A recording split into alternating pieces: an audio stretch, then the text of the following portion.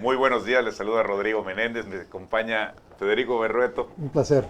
Luis Correa Mena. Muy buenos días. Un gusto. Luis, oye, bueno, ¿cómo ven la situación que está viviendo México, las convulsiones políticas y particularmente lo de Ebrard? Bueno, primero no nos debe sorprender que cuando haya una definición, en este caso ya de una candidatura, porque eso es lo que está ocurriendo, pues cómo se reacomodan las cosas. Aquí lo que llama la atención es, primero, los errores de Ebrard. ¿Y por qué me refiero a errores? Porque él debe pensar con mucha claridad de que no tiene más que dos rutas. Una es ser de oposición y darle su apoyo a Xóchitl Gálvez, o la otra es mantenerse en la coalición y apoyar a Claudia Sheinbaum. No hay más que esas dos rutas. Y lo que llama la atención es que él repudia a Claudia, pero a su verdugo, que su verdugo no es Claudia, su verdugo es Andrés Manuel López Obrador. Le profesa lealtad, consideración, amistad y todo lo demás. Y con eso, bueno, está en el peor de los mundos. ¿Por qué? Porque ni es oposición, ni tampoco está apoyando al proyecto que finalmente es al que pertenece. Oye, estamos hablando en el caso de Ebrard, que así, o se va con Xóchitl o haciendo cualquiera de las situaciones que pudiera hacer, es decir, irse a MC o Morena o lo que sea, estaría apoyando a Claudia. No, es que te voy a decir cuál es el problema, y es el mismo problema de Dante, no de MC. O sea, están con Andrés Manuel López Obrador, pero son vergonzantes. En lugar de decir, bueno, asumirlo y decir, estamos con Andrés Manuel, y Dante que le dé su apoyo y a ver si Movimiento Ciudadano lo sigue dándole su apoyo a Andrés Manuel. Pero lo que no puedes hacer es tomarle el pelo a la gente. Y para eso tienes que tener una definición. Y lo mismo le sucede a Marcelo Ebrard. Marcelo Ebrard o está con Andrés Manuel o está en contra de él. Y la única vía para estar en contra de él es el Frente Amplio por México. No hay una tercera vía. Ni hay tampoco para Dante Delgado decir vamos a construir una opción alternativa. Lo que se está volviendo Dante Delgado es la oposición de la oposición, porque cuando últimamente ha dicho Dante Delgado algo del presidente. En cambio le dice de todo al PRI, al PAN, a la oposición finalmente, ¿no? Pero bueno, es parte del juego. Lo que sí creo yo que confunde, ¿verdad? Es estos actores, como el ejemplo es Dante Delgado, el ejemplo es Marcelo Ebrard, ¿verdad? De que en lugar de dar la cara y definir posición tal cual, lo que quieren es hacerle al vivo, uno por miedo, ¿verdad? Y el otro por ventajoso. Luis Correa. Híjole, hay muchos otros elementos que hay que considerar en este tema. En primer lugar, la posición de Ebrard a mí no me queda clara, sobre todo, digo, dice Federico, no nos termina de quedar claro, no se decide. Y menos me parece clara cuando él acepta participar en esa especie de contienda. Porque a mí cuando me dicen, oye, es que le hicieron fraude, es que no había ni que hacerle fraude. Arrancaron los caballos y pusieron 2 kilómetros antes de la meta a Claudia Sheinbaum, en el arranque. Entonces, a ver, era una competencia que no podía ser ganada por otro. Entró a ella y está con Andrés Manuel siempre y cuando le favorezca a él, sí o no. Eso también falta que lo defina, que lo aclare. ¿Por qué? Porque pareciera ser que a pesar de que yo te menciono que pusieron en el arrancadero 2 kilómetros a la llegada a Claudia cuando arranque el proceso, pues él todavía pensó que podía ganar, porque su reacción es porque no gana. Creo que el ambiente social, cuando mencionas a Dante, Movimiento Ciudadano, esa opción la dinamitan los propios miembros del Movimiento Ciudadano. Cuando empiezan a decir, Movimiento Ciudadano, ojalá con el Frente Amplio por México, o le está haciendo el juego al presidente. Y lo dice Luis Donaldo Colosio, hijo. Y antes se decanta de Movimiento Ciudadano por interés propio en su estado, Enrique Alfaro, en Jalisco. Entonces, la derrota de Ebrard en la competencia interna de Morena, con la posibilidad de ser el candidato lotería para Dante, ¿no? Pues se dinamita. ¿Por qué? Porque se pone en evidencia que que Ebrard solo iría a hacerle el juego a Andrés Manuel.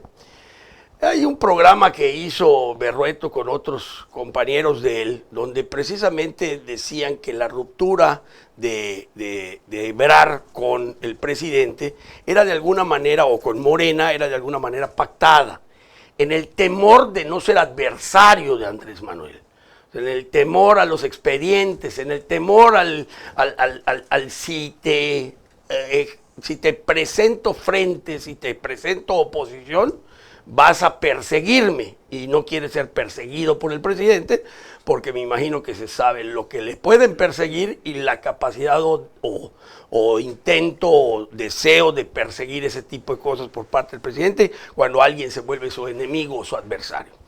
Entonces, otra vez está queriendo jugar al independiente, al limpio, porque ya se enredaron sus posibilidades.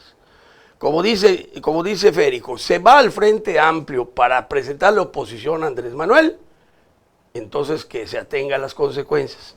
No, es un esquirol más. Si no lo hace, ya sea vía Movimiento Ciudadano, que aparentemente ya no fue la ruta, la creación de un movimiento progresista, dice él, anuncia esta semana, que ya no participaría en elecciones, pero que de alguna manera intentaría mantener a sus adeptos de su lado. Bueno, yo creo que los adeptos los va a perder por segundo, porque todos los que tenía pues están siendo pues jalados nuevamente al redil, ¿no? Por cualquier vía, por la vía del favor o del castigo. Decía Federico la semana pasada que precisamente Marcelo tiene un problema, tiene una cola muy larga, él y su hermano, y que por ahí los pueden agarrar. Y los puede agarrar el Estado de alguna manera, ¿no? Precisamente por eso hay quienes consideran que es una ruptura pactada. A ver, me salgo y el objetivo de mi salida, mi descontento, que además tengo un respaldo extramorenista, porque la posición de Ebrard dentro de la competencia contra Claudia la sustentaban los no morenistas o los menos morenistas de los seguidores de Andrés Manuel.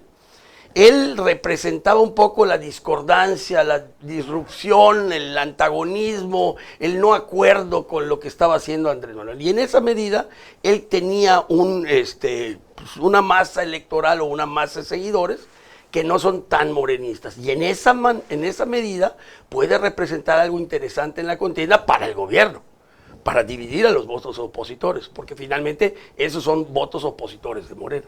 Oye, estábamos platicando también que Marcelo ya vivió lo de Camacho, ¿no? Pues no aprendió de lo de Camacho. Pero mira, hay una diferencia entre Carlos Salinas y Andrés Manuel López Obrador, que Salinas quizá por la circunstancia, pero le regatea apoyo a Luis Donaldo Colosio. O sea, Luis Donaldo vivió 4 meses, si hablamos de finales de noviembre, su destape, a lo que fue, bueno, finalmente, hasta su registro como candidato, que es primeros de marzo. Vivió un infierno. Entonces, y vivió un infierno porque su preocupación era que fuera a haber un cambio de candidato. O sea, Salinas deliberadamente deja habilitado a Manuel Camacho para un eventual reemplazo de candidato. Y eso debilitó enormemente a Luis Donaldo. Eso hizo Salinas. Dicen que con una gran perversidad. Yo no sé, a lo mejor había una necesidad política que muchos no alcanzamos a ver. El caso de Andrés Manuel ha sido distinto. O sea, sí no le está dando... nada. No, y tan es así que... A Claudia no. Que Omar García Harfuch está perfilado para ser el candidato a la Ciudad de México. Es una decisión de Claudia, sin contar, digamos, con todo el apoyo de Andrés Manuel. Entonces, pero este sentido de la política, creo yo, que es lo que le permite a Morena, pues tener una asertividad que a lo mejor el Frente, si no se da cuenta de esta necesidad política, y entre ellos empiezan a hacer concesiones y llegan a la inmovilidad, bueno, de por sí hay una situación en desventaja, pues los arrollaría Claudia y Morena. El caso de los intermediarios de estos disruptores o que están desviando la atención, que es Dante y Marcelo Ebrard, bueno, debe haber claridad también del Frente respecto a qué hacer ellos. ¿Qué debe hacer el Frente desde mi punto de vista? Disputarle el espacio de oportunidad electoral a los que ahora están en Movimiento Ciudadano y quieren ser candidatos, sobre todo en Jalisco.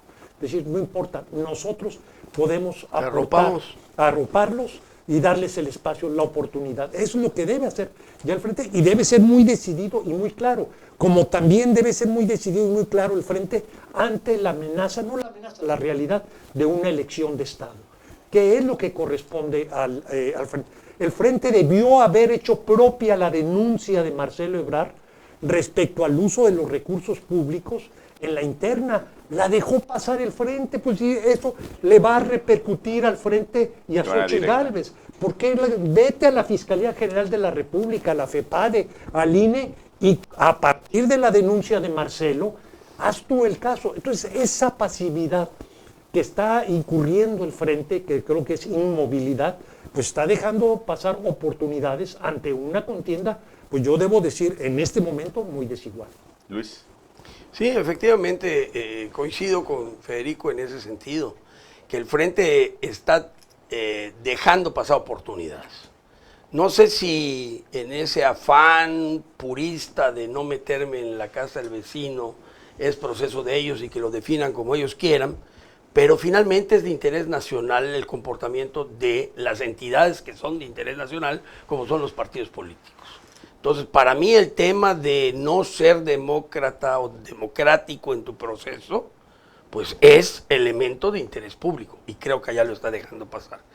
Sigo pensando que Ebrard está en la indefinición y cada día más difícil su situación. Me parece que como lo dijo al principio Federico, la opción principal era pues realinearse. Me parece que en los términos en que está tratando de hacerlo, mediante el chantaje, difícilmente lo va a conducir a una situación medianamente sana, sino va a ser forzada y después lo va a tener que pagar. Bueno, vámonos un corte y regresemos, seguimos platicando, ahora sí, de Yucatán. Vamos. ¿Y no vamos con los Xochitl?